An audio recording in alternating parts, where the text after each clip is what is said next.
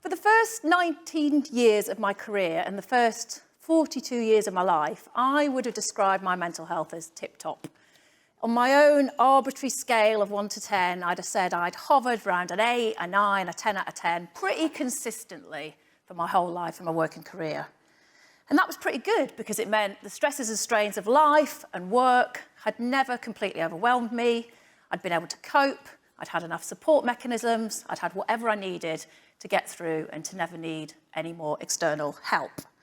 From miscarriages to fertility, from divorce to old parents, I got through.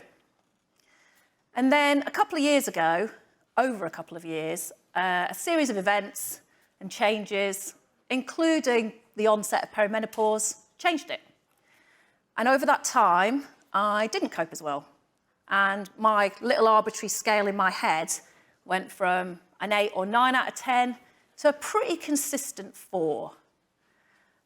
And I tried really hard to fix this on my own. I dug deep. I listened to so many podcasts about anxiety and depression and perimenopause and middle age and chemical imbalances and everything I could consume. And I spoke to friends. I wasn't shy about admitting that I was struggling, but I couldn't solve it and I couldn't cope. Eventually, what made me seek external help was the thing in my head of thinking, what will a 2 feel like? If this is a 4 and it feels pretty terrifying, what happens if you're a 2? What does that mean for me and what does that mean for my family? So I did seek help eventually, and I am speaking to you about this personal story from a position of extreme privilege. I'm senior in the industry. I now run a charity that's interested in mental health. I chair the All-In Action Group at the AA on mental health, and I had lots of resources to help me get the interventions, the support and the help that I needed to pull myself back up from that 4 to that 7 or 8 out of 10. And I had a great employer. I was able to tell them, and in the end, I only needed a couple of weeks away from work to feel the turnaround and to feel myself slowly moving back up that scale. So why am I telling you this today? Well, I guess I'm sharing it because even though I've told many individual people this story, and I'm not ashamed at all about it and what happened to me, my experience, because I know many, many others have had different experiences where they felt challenged with their mental wellness and their mental health in our industry and beyond.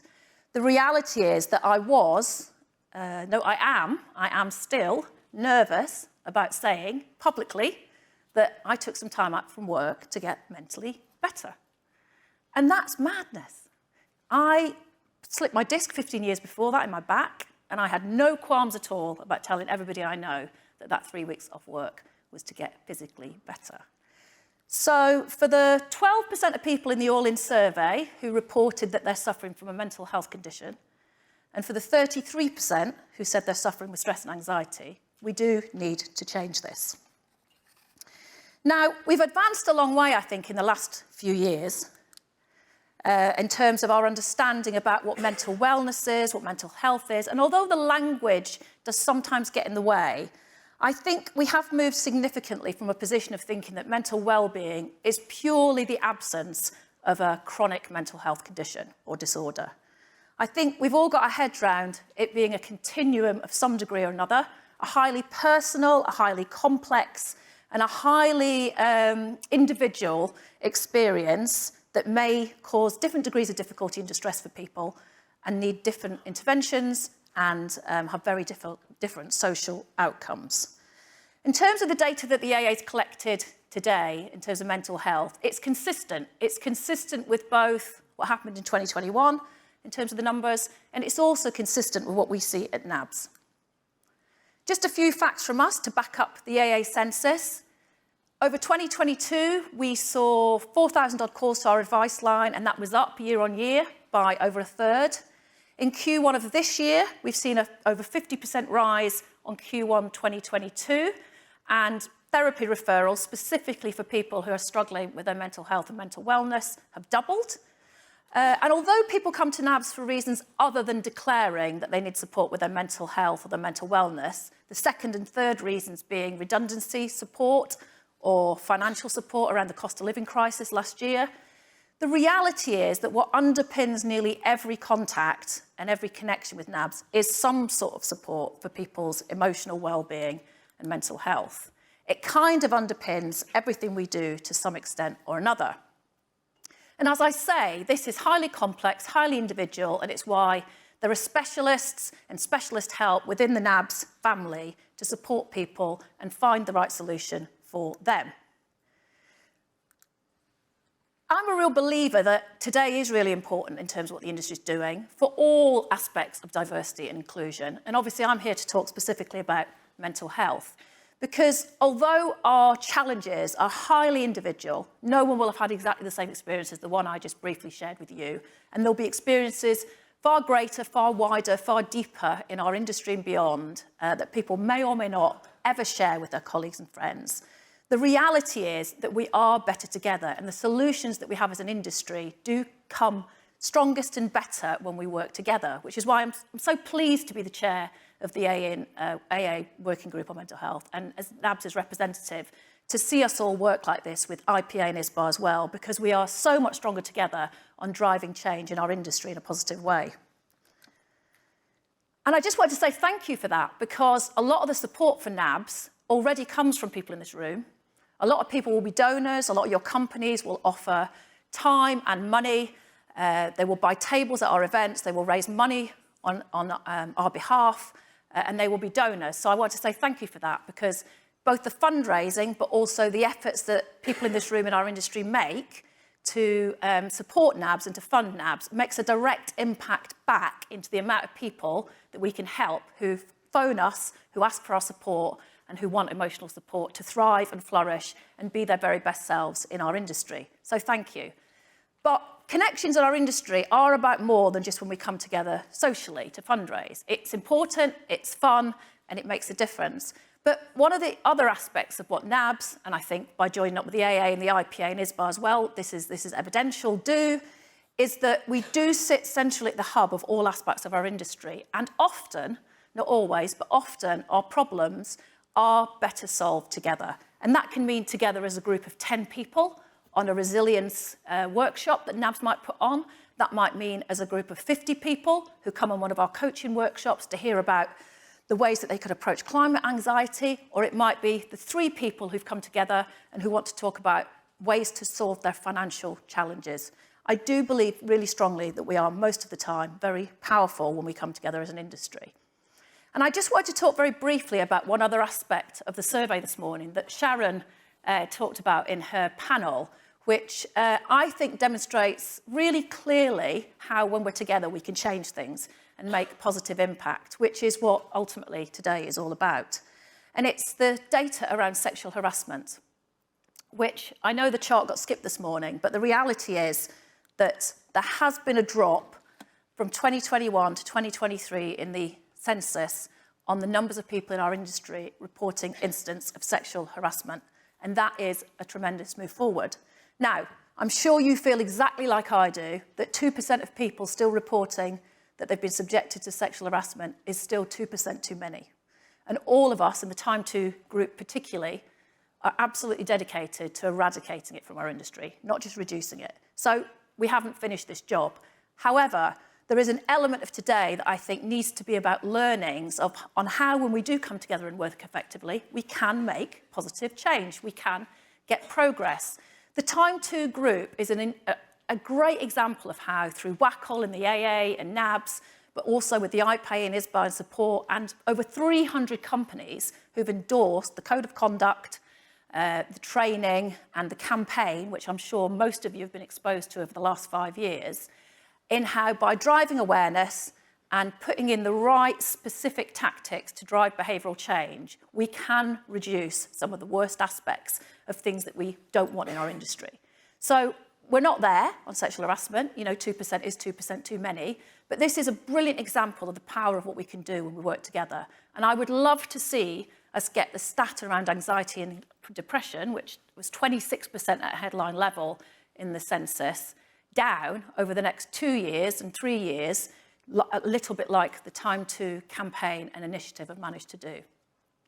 Now, I'm just going to say finally on Time To, before we move on back to the broader mental health agenda, that the work isn't done, and I don't want anyone to feel that we're going to take our foot off the gas on this, because eradication is the goal. And I'd just like to say to anyone out there who is any of the companies who've currently not done the training, please do. We know that it's a game changer. We know that it fundamentally drives different behaviour when people go through the training. NABS has fantastic availability for you to do it in the next few months. So my plea to you, if you haven't done it yet in your companies, is please do, because it would be great to be standing here in another 2 years with that number at 0. Now, one of the things I just want to also highlight about the data is that at a top-line level, it's consistent in terms of mental health, and there's no question that mental well-being is a universal issue.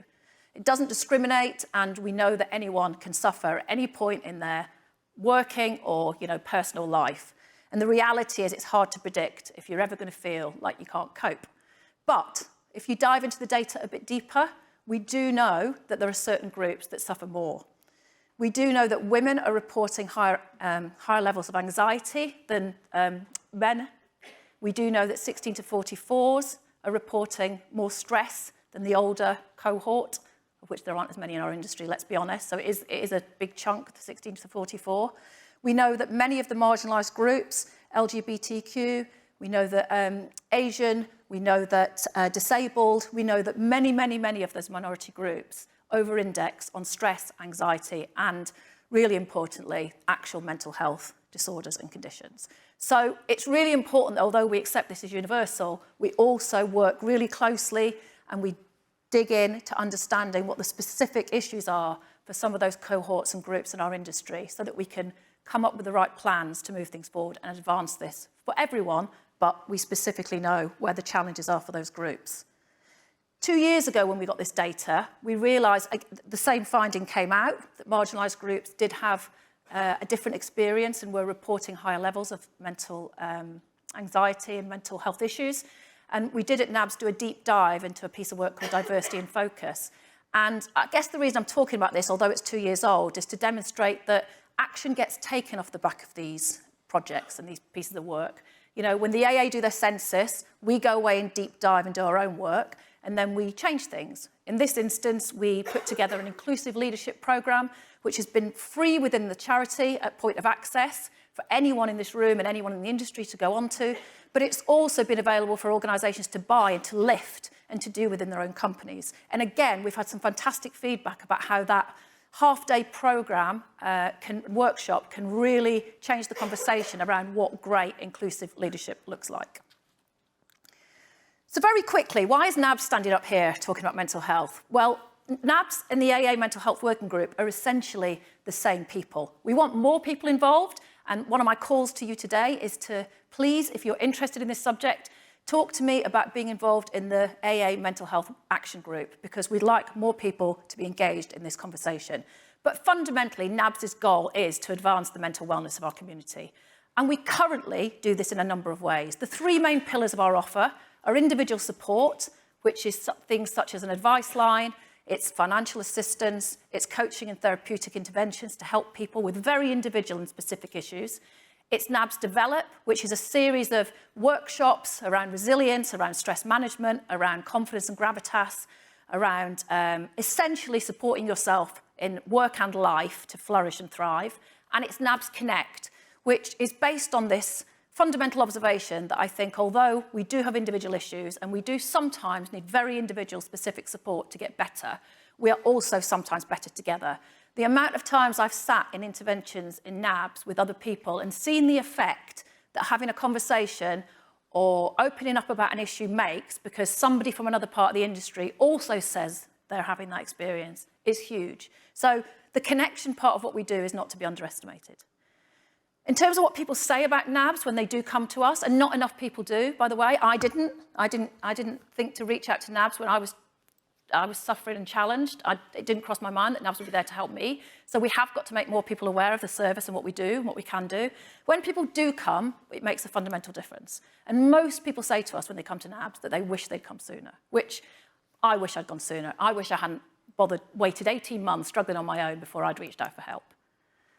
In terms of develops, I just want to highlight the fact that recently we've flipped this offer into something that's open to more and more people because the numbers are going up, more people are seeking help, And to accommodate that, we have to think of ways as a charity with limited funding, which I'll come on to at the end, obviously, because there's an ask for money somewhere in this. It wouldn't be a charity presentation without it. The reality is that we've had to try and find ways to accommodate the demand. And one of those ways is, because businesses have asked us, to flip a lot of the things that are in our charity offer to organisations for paid-for training. So for everything that anyone in this room or any of your companies has ever done within NABS, you can now do it as a company by talking to us about that being part of our, there it is, NABS Advanced offer. In terms of Connects, we've got more to do. We're really interested in thinking about different ways that people can, in groups, solve problems that are similar together. We just this week did our first group coaching session that we've had tremendous feedback from, and the reality is that's our way of trying to be agile and tackle current issues in the industry that might pop up from time to time, that might not be there in a year's time, but might feel really fundamental to people for a period of time. What's next? The last thing I want to say is these results from the AA are new to me in the last few days, so we've got time to think about and take away as NABS and as the AA Action Group on Mental Health. What do we do now? NABS is obviously there with a fundamental core objective to advance mental well-being, but we need to think about what else we need to do because the numbers haven't shifted in the last 2 years. And the reality is that what we think we need to do is go deeper. A bit like we did 2 years ago to develop Inclusive Leader off the back of the marginalised groups insight, we need to go deeper specifically on what is affecting some of those mental health issues and this inability to overcome the stress, anxiety and feelings of overwhelm that's reported in the data. So a very, very long dull-looking slide there that will be published next week on Mental Health Awareness Week that is the declaration of what this particular project's aims and objectives are, which we're going to be sharing with everyone and sharing through lots of our ally organisations from WACL to MIFA and I think to common people, which I heard Matt Bush talk about this morning. So more to hear on this. I'd just like to close by saying that there are ways that you can get involved. You know, NABS is your charity and we're here to serve the industry, but we are always looking for more input to make sure the things that we spend your donations and your money on make the biggest difference. And there are 3 ways you can get involved. You can join the All-In Action Group on Mental Health. I would love to have some more people involved in that from different diverse groups who can give us some insight and support us as we do this consultation in making sure the insights turn into the right actions. You can share and you can take part in this consultation, which will be launched next week in Mental Health Week, so look out for that. And you can raise money. You can buy a Stranger Than Summer table, you can raise money in your organisation, or you can come to us with other ideas about how you might want to donate and support NABS. Thank you for listening today. There's lots to do in the mental health arena, but with the same sort of collective response that we have to everything in this industry, I'm sure we can move the dial. Thank you.